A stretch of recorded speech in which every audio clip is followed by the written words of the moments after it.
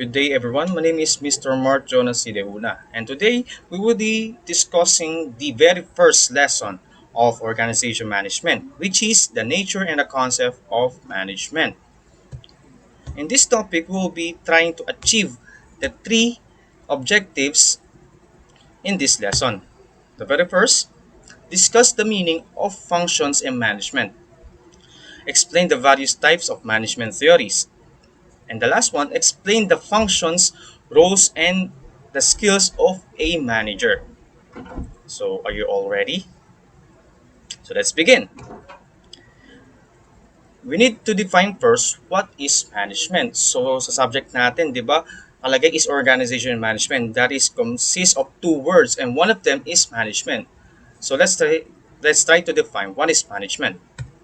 According to the definition, management is a social process involving responsibility for economical and effective planning and regulation of operation of an enterprise in the fulfillment of given purposes. It is a dynamic process consisting of various elements and activities. These activities are different from operative functions like marketing, finance, purchase, and etc. Rather, these activities are common to each and every manager irrespective of his level or status. So pag sinabi natin management, so pinakamadaling word, sa pinakamadaling term na pwede nating ihalimbawa or yung i-define ang management. It is basically on how you handle the workplace, the environment within your work. So, di naman siya basically makikita lang sa industry. So, sa simpleng sa loob ng bahay, sa mga bahay natin, meron tayong sinusunod na management or on how we run our house. So, kung sa bahay, ganun din siyempre sa industry. So, sa industry, tinatawag natin siyang management. So, sino namumuno sa management?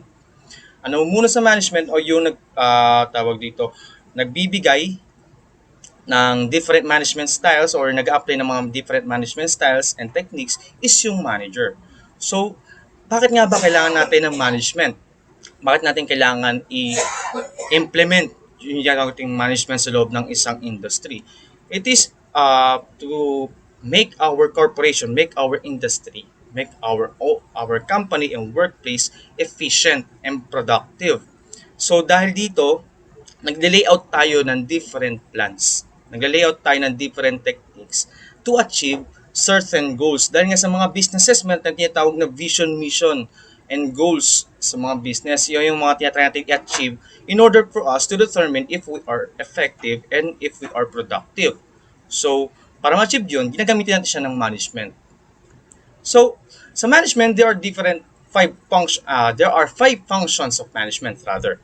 The very first is the planning. It is the basic function of management. It deals with chalking out a future course of action, deciding in advance the most appropriate course of actions for achievement of predetermined goals.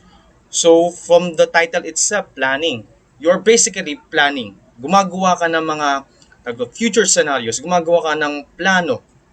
Kumbaga sa infrastructure, sa mga engineering and architectures, para bumuo sila ng isang building and infrastructure, is nagle-layout sila ng mga blueprints. Ganon din siyempre sa management.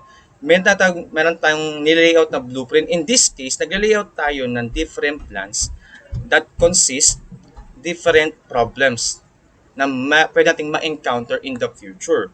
So, bakit kailangan natin ng ganon? Bakit natin kailangan mag-layout ng mga plans? Bakit natin kailangan mag-layout? Or yung in this case, sa definition is chalk out ng future courses of actions. Para dito, dahil kailangan natin to is to overcome obstacles. Dahil di ba pwede is yung sabi mong go with the flow ka lang sa isang business. Dahil from time to time, meron different challenges na may encounter natin na pwedeng mag-cause ng tawag dito, bankruptcy, pagkalugi ng business.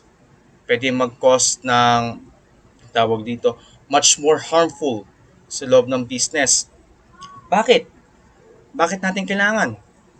Para maging productive and efficient. Dahil dito, nalalaman natin na nagiging much more efficient tayo.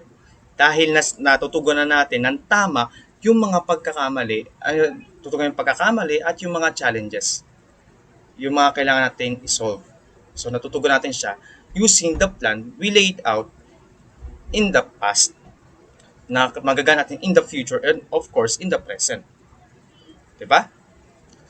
Sa second one is the organizing. It is a process of bringing together physical, financial, and human resource and developing productive relationship amongst them for achievement of organization goals.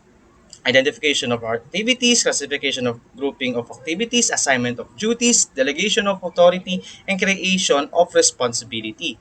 And the last one is the coordinating authority and responsibility relationships. So, pag ikaw isang manager, in order for you to become efficient and productive manager, you need to be organized.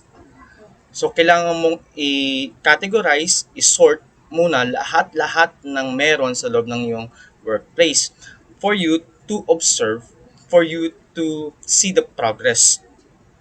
Dahil may pwedeng sabihin natin is nasa business ka, hindi ka tawag ito organize.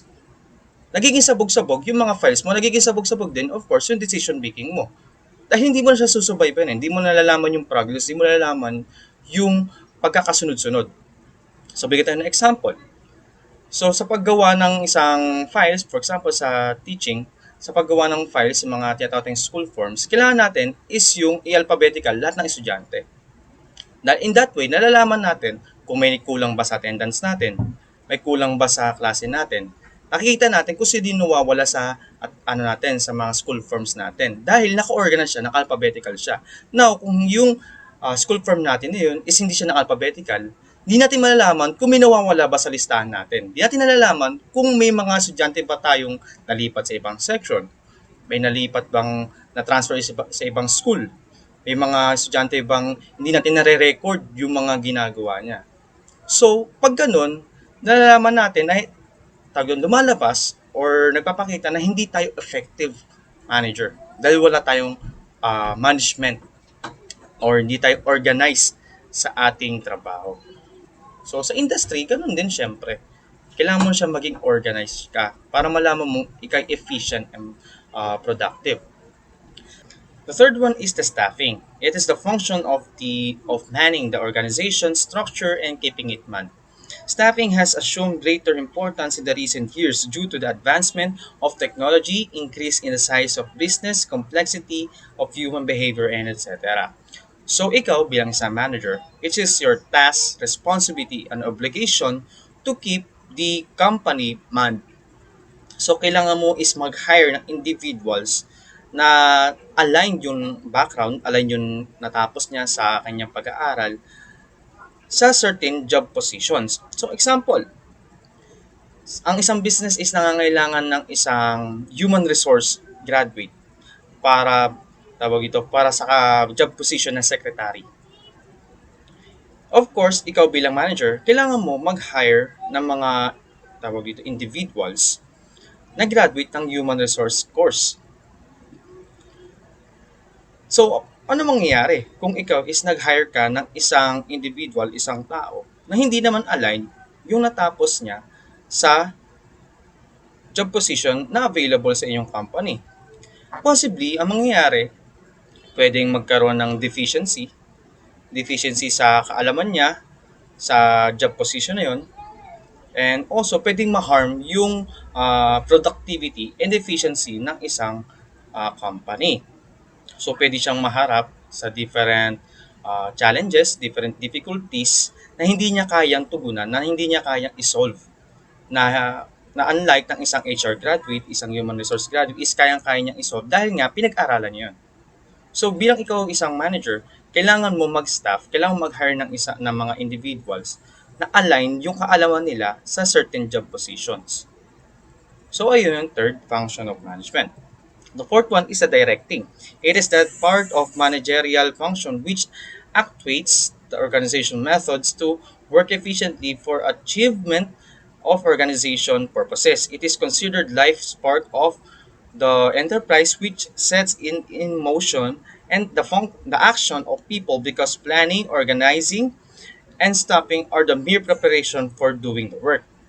So in directing, there are sabi natin, subcategories. Supervision, motivation, leadership, and communication. So ikaw bilang isang manager, di lang naman siya basically is nag-hire ka lang ng mga individuals to fulfill the needs of the corporation or the industry. Ikaw bilang manager, it is your task of course, it is your task also to supervise kung yung mga employees mo ba is nagtatrabaho pa ba or naglalaro na lang. So, ikaw, syempre, hindi mo naman pwedeng is stricto ka lang. Kailangan mo din sila, of course, i-motivate. Kailangan mo silang i-motivate, i-inspire in order for them to be productive. Dahil syempre, kung ikaw is ayaw mo yung nasasermon ng kalagi, ayaw mo yung nabubulyawan kalagi ng boss mo, of course, yung employees mo, yung mga staff mo is ganun din. Dahil the more you terrorize them, the more you sabi natin sinesermon siya, yung mga employees mo, possibly yung productivity ng employee na yun is bababa. And maapektuhan, of course, yung company. So ikaw bilang isang manager, you need to motivate your employee. You need to motivate your employee, you need to motivate your staff in order for them to be productive. So, paano? Show leadership and communicate. Build a rapport or build a relationship between you as a manager and the staff and your staff and the staff of the industry or the company. So the fifth one, the last one of the function of management is controlling. It implies measurement of accomplishment against the standards and correction of deviation, if any, to ensure achievement of organizational goals. The purpose of controlling is to ensure that everything occurs in conformities with the standards. An efficient system of control helps to predict deviations before the actual occur. Establishments of standard performance, measurement of actual performance, comparison of actual performance with the standard, and the finding out the deviation if any. And the last one is corrective actions. So basically sa pag-controlling, you are setting standard. So ikaw bilang manager, you need to set standard na kailangang i-achieve ng yung mga staffs and mga employees, and of course you as a manager you need to set standard to yourself, of course. Bakit? Kasi sa pag-set ng standard, doon natin nalalaman if yung mga ginagawa pa ba natin sa loob ng workplace natin is tama and align pa ba sa vision and mission and goals ng iyong company. So bakit kailangan? To ensure the productive and efficiency. So ulit natin sa management. Sa management tinataga natin yung productivity and yung efficiency. So paano ma-achieve natin yung dalawa na yun? We need to set standard. Kagaya sa mga school settings natin, di ba? We have policies, rules, policies, and regulation na kailangan sundin ng mga estudyante. Bakit? Para ma-ensure natin na yung estudyante is nabibuild ba yung pagiging professional niya? Natututo ba siya sa loob ng workplace, sa loob ng school? And kung na-enhance niya, nade-develop ba niya yung character niya? Kung ganun sa school, syempre ganun din sa industry, ganun din sa company. You are setting standards in order for your staff, employees, and of course you as a manager to develop. So those are the five functions of management. Of course, sa management, hindi naman pwede is yung stagnant ka lang. Pag natin stagnant is yung hindi ka na nagde-develop, hindi ka na nag-e-evolve. So, sa management, you need to evolve, of course. It is what we call evolution of management. Since the 18th century, the rise of the industry revolution has been evolving to a variety of contemporary management theory, including the classical, behavioral, quantitative, and new theories. Each theory is inclusive with a view on specific time frames to meet the specific phenomenon and existing management needs. So, sabi dito, di ba, from 18th century is nag-evolve na. Bakit? Bakit kailangan mag-evolve? Of course, during the course of time, hindi na naman this day is today yung mga na-meet mong challenges is ganun din yung may-meet mo tomorrow or the following days. Nagbabago-bago rin siya. So ikaw bilang isang manager is kailangan mo gumamit ng iba't ibang management na natuklasan of course to ng mga different philosophers, different experts na nag-come up ng mga different management styles and theories para ma-sophists and para ma matugunan yung mga pangangailangan ng isang management. So gumawa sila ng different management theories. So there are four management theories: the classical theories, behavioral theories, quantitative theories, and of course the new theories or the contemporary. So the first one is the classical theories. There are two classical theories. The first one is the scientific management. So basically, pag sa ating scientific management, you are using the scientific method. Ideas of early management proposed by Taylor, Hill, Perth, and Gantt was developed by the impact of natural methodology, and it stressed rational thinking based on the scientific work to improve individual staff capacity. So, paulit-ulit sinabi natin nung tawag dito na pag-aralan natin nung elementary. In order for you to solve problem, you need to use scientific method. Kung may scientific method sa pag-solve ng problem, of course, yun din sa management. Sa industry, may tinatawag tayong scientific management. Or inaalam mo rito kung ano ba yung problem. Nag-layout ka ng mga different processes, different materials, different procedures para tugunan yung problem na yun. And the last one is to come up with the solution or the conclusion. So, ayun yung pinaka-tradition na tinatawag natin. Kaya nga napabilang siya sa classical theories kasi sobrang traditional niya even in the past and up to now is ginagamit pa rin yung scientific management. Ito kasi yung pinaka-basic, ayun nga, traditional na alam ng mga different managers. The second one is administrative view. The administrative view proposed by Henry Fayol and Max Weber highlighted the importance of operational efficiency on the whole organization to develop a general theory explaining the good management of which element required which include infrastructure. So bakit? Bakit kailangan natin administrative view? So basically, sa administrative view, you are tawag dito, criticizing the admin itself. Dahil nga syempre, di na naman of course yung mga staffs and employees yung kailangan mag-develop and may mga difficulties and challenges na hinaharap. Meron din, may mga admin natin. So basically, sa administrative view is the whole, yung pinakapangkubuuan ng company and industry is yung tinitignan, sinosolve yung problem. So, dahil dito, nalalaman natin yung mga lapses, yung mga weaknesses ng isang business. So, in this way, is hindi lang yung staff and employees yung nag-improve and nag-develop. Ganun din, of course, yung mga managers and different admins natin, yung mga heads. So, ayun. Sa classical theories, the first one is scientific management. Gumagamit tayo ng scientific method to solve the different challenges and the different weaknesses ng isang industry and or company.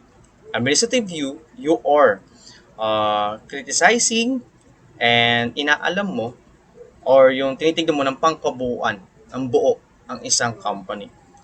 Okay, the first one of the behavioral theories is the Hawthorne experiment.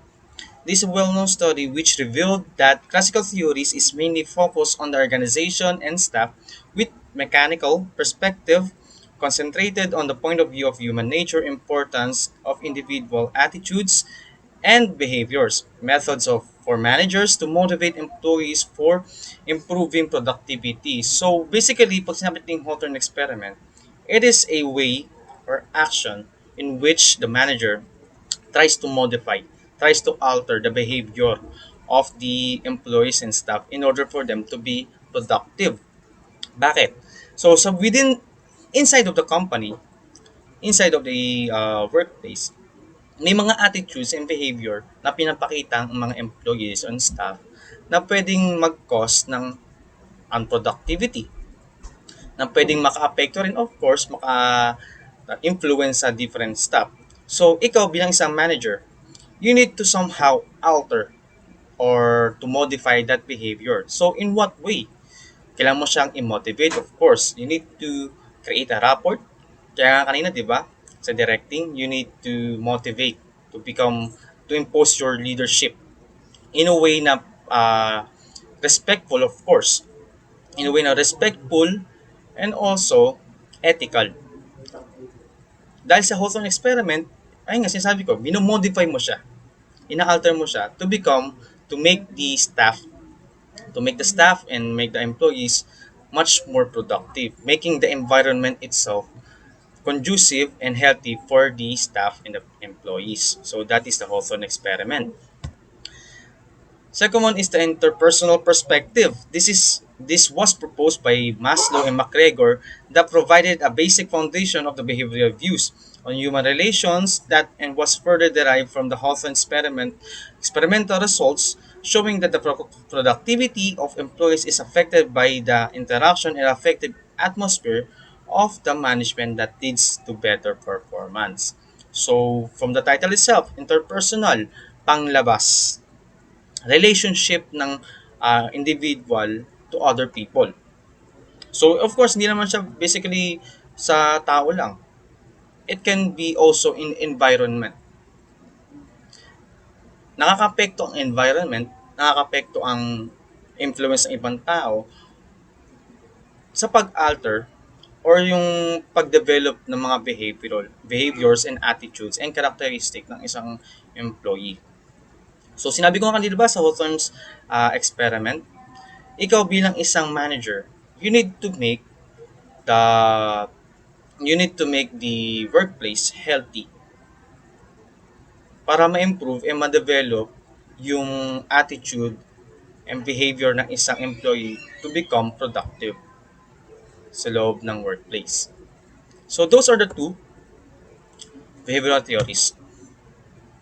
The third one, the third theory is yung quantitative theories. Management science and operation management perspective view. So basically, it is a problem-solving process used by interdisciplinary team to develop models that represent simple and complex functional relationship and provide management guidance for decision making. The process that generally plans, controls, and supervises the manufacturing and production processes and service delivery. Operations management is important in a business organization because it helps effectively manage, control, and supervise goods and services and people. So ito yung pinaka-generally know ng mga tao. Kahit sa labas ng industry, ito yung tawag dito, di siya stereotyping in such way. Ito yung sabi natin, recognizable. Pag inisip natin, uy, industry to, uy, company to, ganito sila trumabaho. Sinusupervise nila yung different process sa loob ng isang company. Different process, sinusupervise nila yung mga employees nila, and nakapag-come up sila ng mga different problem solving and solutions sa mga problema. Ito yung pinakaalam natin. So basically, ito yung tinatawag natin, in my opinion, tinatawag natin CCTV. CCTV dahil tinitignan mo, sinusupervise mo siya, ino-observe mo siya, tinitignan mo kung ano yung flow na nasakop ng iyong view. So, in this case, sa industry, yung view mo is yung sa loob ng iyong company and of course, yung mga channels na pinupuntahan ng iyong company o yung dinadaan ng iyong company. So, yun. Ang tinatawag nating Management Science and Operation Management Perspective View o yung tinatawag nating CCTV. So, ayun lang yung quantitative theory. Then, of course, dito ay papasok naman yung new theories, yung contemporary. So, the first one is yung systems perspective. This emphasizes that there is a gradual integration of new theory through the system point of view and the contingency perspective which successfully meets the inconsistency that sprouted in the classical and behavioral theories. So yung mga nabanggit natin kanina is hindi naman siya basically for specific scenarios. Ginagamit pa rin natin siya in different scenarios. Pero in some areas is hindi siya natutugma. Hindi niya natutugunan yung pangangailangan ng isang manager in his management styles. So, sa new theories, yung contemporary theories natin, yung systems perspective, is pinufulfill niya. Binibridge niya yung gaps na meron yung classical and behavioral theories for them to suffice, successfully successfully met the need and give the needs and wants of the management style. So basically, is pinag-meet niya yung dalawang theories. Binibridge niya yung gap para ma-fulfill yung lahat ng pangangailangan ng isang manager sa kanyang management styles. So ayun, it is basically just a bridge sa needs ng isang management. The second one is yung contingency perspective. Okay, pag sinasabi natin contingency, basically, you are creating a backup sa iyong management style.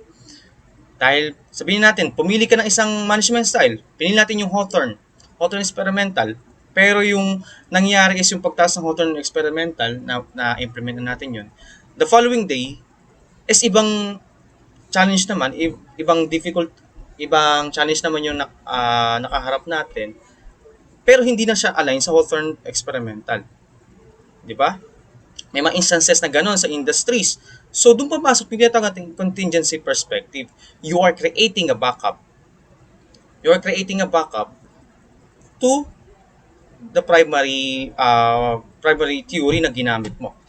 So, dito ako sinasabi, di ba? Contingency perspective. Academic industry focuses on how to adapt to environmental change and believes that there is no universal solution for management to solve such conditions since all the management challenges depends on varying circumstances. So, kita natin yung mga uncertainties.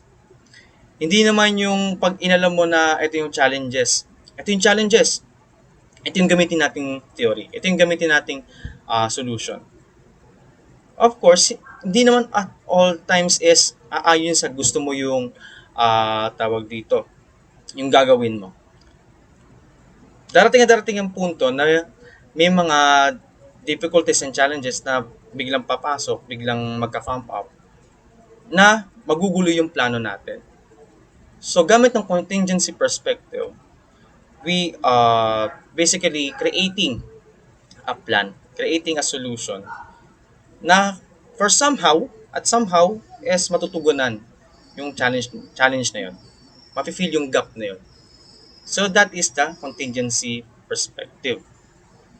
So those are the different theories of management, of evolution of management.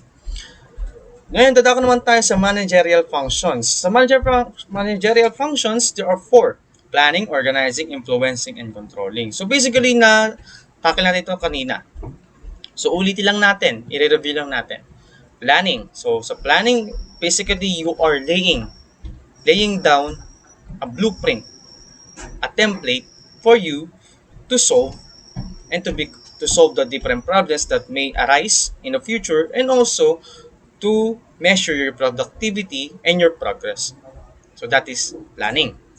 Second one is the organizing. Basically, you're categorizing and making a system. A system in such way you become productive. You become efficient. Nagka-categorize natin, sinusort na natin, or yung gumagawa tayo ng system. Kagaya, di ba, yung example natin, you are ina-alphabetical mo yung student forms, yung mga bata, yung mga estudyante, para malaman mo yung progress, malaman mo kung sino yung mga nawawala. So that is the organizing. You are categorizing and making a system. Third one is influencing. Ito yung bago kanina. Pero kanina, di ba, yung directing siya, di ba, kanina?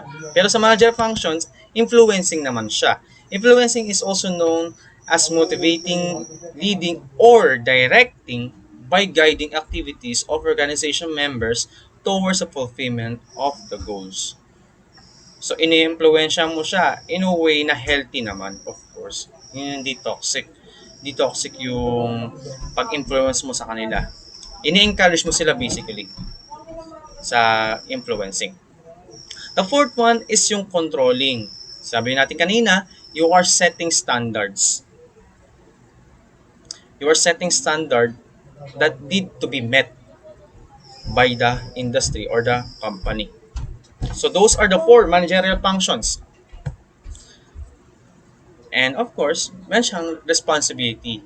Ang manager is, meron siyang responsibility. Wears many hats. He is not only team leader but also a planner, organizer, cheerleader, coach, problem solver, and decision maker, all rolled out into one, which is yung manager. In addition, schedules of managers are usually jam-packed. Whether they are busy with employee meetings, unexpected problems, or strategy sessions, managers often find the little spare time on their calendars. So basically, ang manager is yung napakabigat nga naman talaga ang trabaho ng isang manager. So ito, nasa kanan natin, ito yung pinaka-basic na alam natin na function ng isang manager. Of course, hire great people. Hindi ang ating staffing kanina. Hire great people na align sa need ng company.